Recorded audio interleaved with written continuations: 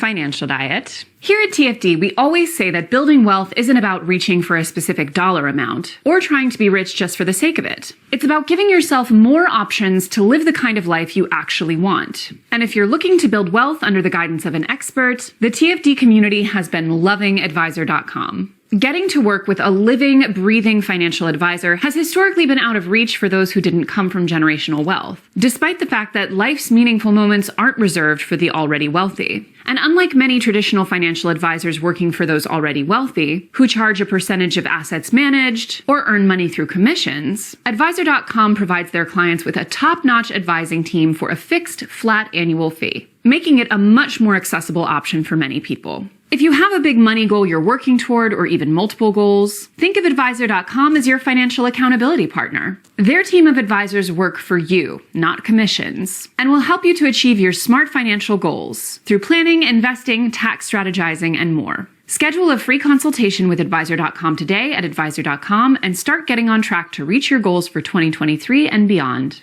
And comrades, come rally.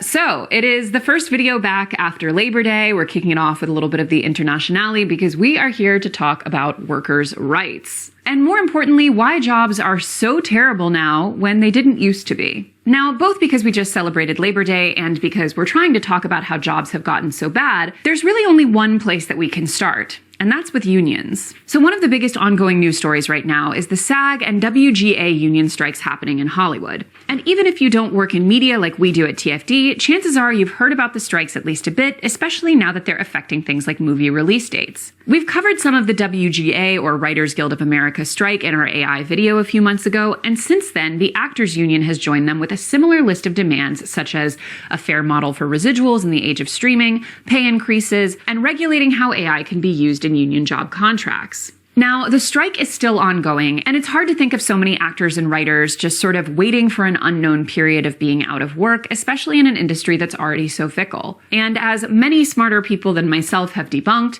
the idea that writers and actors are already millionaires who don't even need the benefit of workers' rights is a complete misconception. The vast majority of people working in film and television are middle class at best. But this strike being in the news so much has really highlighted one thing for a lot of Americans. The idea of even being in a union in the first place, and that union being able to go on strike to negotiate for better labor protections and compensation, is something that very, very few Americans experience. For many of us, the idea of a union altogether has become pretty foreign. So let's start by looking at what unions are exactly. So for those who aren't familiar, quote, labor unions are associations of workers formed to protect workers' rights and advance their interests. Unions negotiate with employers through a process known as collective bargaining. The resulting union contract specifies workers' pay, hours, benefits, and job health and safety policies. Thanks to the effort of labor unions, workers have achieved higher wages, more reasonable hours, safer working conditions, health benefits, and aid when retired or injured. Labor unions were also instrumental in ending the practice of child labor. They've exerted a broad influence on American life, reshaping the political, economic, and cultural fabric of the country. And according to the Economic Policy Institute, the 17 states with the highest union densities, quote, have state minimum wages that are on average 19% higher than the national average and 40% higher than those in low union density states. They have median annual income $6,000 higher than the national average and have higher than average unemployment insurance recipiency rates. That is, a higher share of those who are unemployed actually receive unemployment insurance. Now, for as unusual as they've become today, unions used to be a lot more common in the US, reaching a peak of 21 million in the US in 1979. And this is not to say that unions are inherently perfect organizations. While today union membership is relatively representative of the country population at large, with Black workers being the most likely of all races to join a union, historically union membership has favored white men and excluded groups such as women, immigrants, and minorities, particularly through the end of the 19th and into the 20th centuries. But with that caveat out of the way, it's important to look at just how beneficial unions are, as we discussed in those stats around how great an impact they can have on the overall economic health of a population. Like, literally, the states with more unions have way better outcomes than those without. So if they're so good for the American worker on average, why have they been going away? Well, it's important to understand that while unions are excellent for working people and the middle class more generally, they are inherently at odds with the capital-owning class, the people who stand to benefit from workers' labor being devalued. For example, many companies are judged on their shareholder returns, meaning the people who own shares in the company seeing a little bit higher profits on the quarterly earnings report. Now, sometimes profits can be achieved without cutting into workers' compensation, but usually one is forfeited at the expense of the other. And so it makes sense that during a time with greater wealth inequality than the Gilded Age, union jobs have dwindled, because it's in the ultra-wealthy's interest to do so. Unions are built to protect workers, not employers, and naturally this can be seen as a threat to the bottom line of those at the top who use that power to squash workers' rights. And this isn't speculation. Union participation has plummeted in the U.S. for the past several decades, thanks to public and private sector decisions favoring corporate profits over worker equity and protections. According to GSI Reports Online, the United States Bureau of Labor Statistics recently reported that the nation's unionization rate, the proportion of employed workers who are union members, is now the lowest on record at 10%. Only 1 in 10 American workers is a union member, down from nearly 1 in 3 during the 1950s. Now, another part of the reason for a union's decline, and therefore jobs getting shittier for workers, is globalization. So take, for example, manufacturing, an industry that used to provide dignified jobs to millions of Americans on which a single person was able to support a family. Entire regions of the country were built on manufacturing. But more and more of these jobs have been moved overseas over the past few decades, or at least to parts of the country where unionization is less strong. From that same GSI article, the steepest decline has occurred in the past 2 decades as foreign competition and offshoring contributed to a reduction in U.S. manufacturing jobs of an astounding 26%, from 17.2 million in 2000 to 12.7 million today.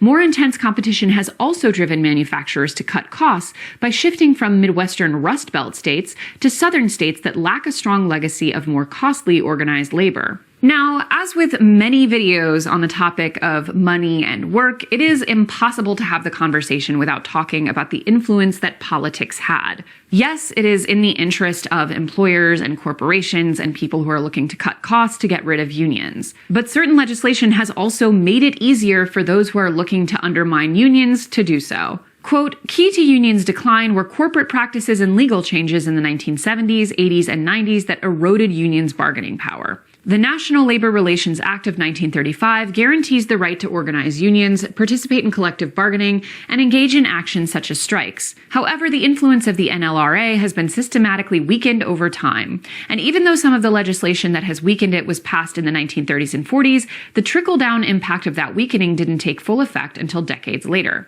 Examples include the weak penalties established from near the very start for employee violations, a 1938 Supreme Court ruling on striker replacements, and the Taft-Hartley amendments of 1947 recognizing employer-free speech, allowing right-to-work laws, and banning secondary boycotts. As such, the decline of private sector unionism provides a classic example of what political scientists called policy drift. Drift occurs when a policy or institution is not updated to reflect changing external circumstances, and this lack of updating causes the outcomes of the policy or institution to shift, sometimes dramatically.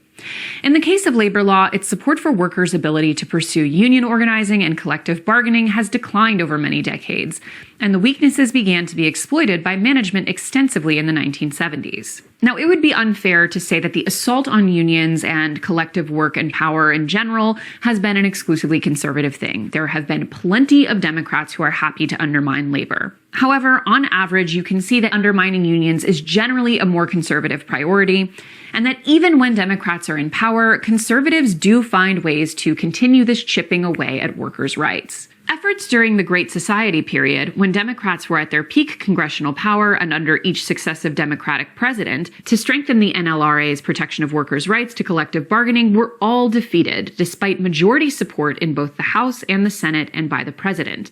The tool employed in each defeat was the filibuster, spearheaded by a minority of senators representing an even smaller share of the population.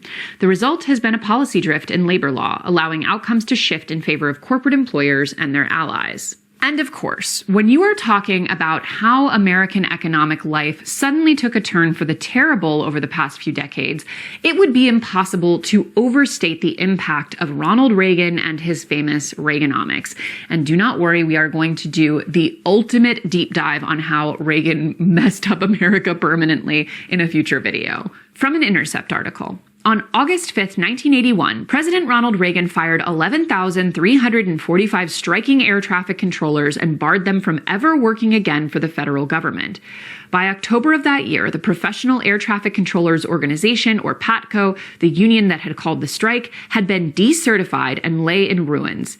It was unquestionably illegal for PATCO, as a union of government workers, to strike. However, which laws are enforced is always and everywhere a political decision. Wall Street firms broke countless laws in the run-up to the 2008 financial crisis, yet almost no executives suffered any consequences. Reagan and company wanted to send a message that mere workers could expect no such forbearance. Just 2 days after the strike began, the air traffic controllers were gone. And from that same article, Reagan's anti-union stance has continued to have trickle-down or policy drift effects. According to the Labor Department, there were generally 200 to 400 large-scale strikes each year from 1947 to 1979.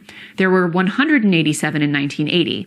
Then, after the PATCO firing, the numbers fell off a cliff. In 1988, the last full year of Reagan's second term, there were just 40 strikes. By 2017, there were 7. So one thing is pretty obvious when you look at the history of unions and how they have fallen from their peak to where they are today. Unions and more generally collectivized labor is something that benefits the vast majority of Americans. There are a small select group of people, again, mostly capital holders, for whom strong union power is a huge threat.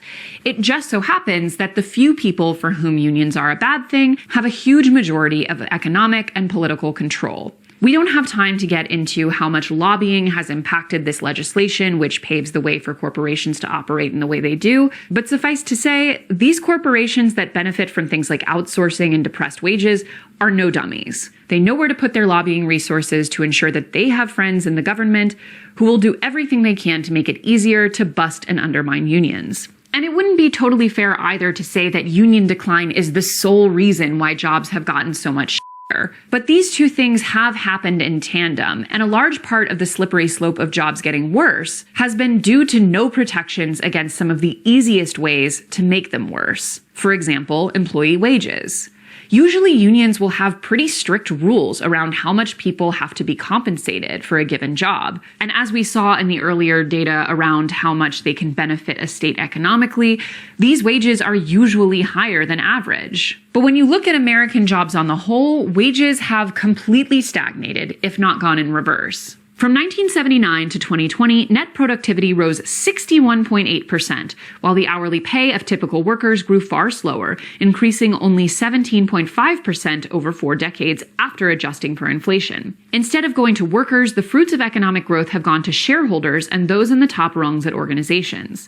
And another thing that used to make American jobs much more livable and dignified, and is also something usually negotiated by unions, which has almost entirely disappeared, is pensions. It used to be much more the responsibility of employers to ensure that their employees had a dignified retirement after leaving their jobs by providing pensions, which is essentially a fund where workers continue to draw compensation from that employer after retirement on a predefined scale or schedule. Now, I could do a whole separate video on how I don't think pensions are necessarily the right solution, and this needs to be much more universalized as a government benefit. However, what is very clear is that pensions used to be much more the norm, but they were also much more expensive to employers, and without the union protections ensuring that they are offered, they have been in sharp decline. Private sector employers now overwhelmingly implement defined contribution plans, such as 401ks, over benefit plans such as pensions, because they are much cheaper on the employer side.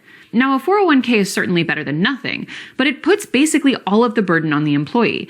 Pensions meant that you had a guaranteed retirement benefit once you met the criteria, but with a 401k, if you don't part with some of your income to save within your retirement plan, tough shit, that's on you. And similarly, health insurance, another benefit that unions are always pretty quick to guarantee for their members, has also been on the decline. with fewer employees receiving healthcare coverage, or at least fewer employees receiving good healthcare coverage. According to the data from 1996 to 2019, compared to non-union workers, union workers are more likely to have health insurance coverage, 98% versus 86%, more likely to have a regular care provider, 83 versus 74%, visit office-based providers 31% more often, and spend $832 more on healthcare annually while paying a lower share of their expenditures out of pocket.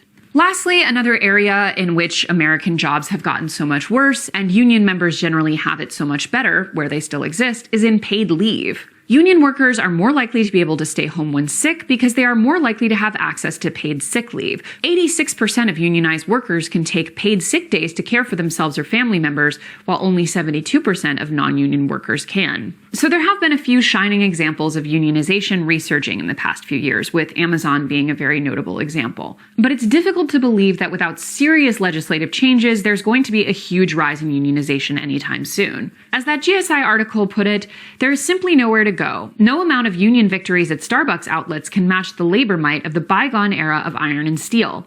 And unlike union activism in Europe, organized labor in the US has always been in some tension with the nation's founding principles of individual liberty over collectivism and capitalism over socialism. With Republican control of the US House of Representatives, there is virtually no chance that organized labor will secure even greater statutory advantages in organizing and contract negotiations, such as the Protecting the Right to Organize Act. Nonetheless, the Biden administration will continue to bolster unionism through administrative fiat and regulatory adjudication. But listen, if we're relying on Joe Biden to protect workers' rights, we're in deep trouble. At the end of the day, unions are something that many people in my generation and those younger than me don't really understand anymore because we didn't grow up with them. We don't understand the extent to which collective bargaining and acting as a unit was always an essential part of not just having a dignified work experience, but creating an economy that fundamentally served the middle class. We can't talk about the middle class disappearing and why jobs suddenly suck now without talking about losing the power to make sure that they don't. If I leave you with only one thing on this post-Labor Day video, it's to think about unionizing. Are you doing it? Is it something being discussed at your workplace? Is it something you might think of discussing at your workplace? Is it something you could support by learning a little bit more about the politics happening around you and who actually supports workers? We have more power than we think. It just happens that it's a lot easier to exert when we do it as a group. As always, guys, thank you for watching, and don't forget to hit the subscribe button and to come back every Monday, Tuesday, and Thursday for new and awesome videos. Bye-bye.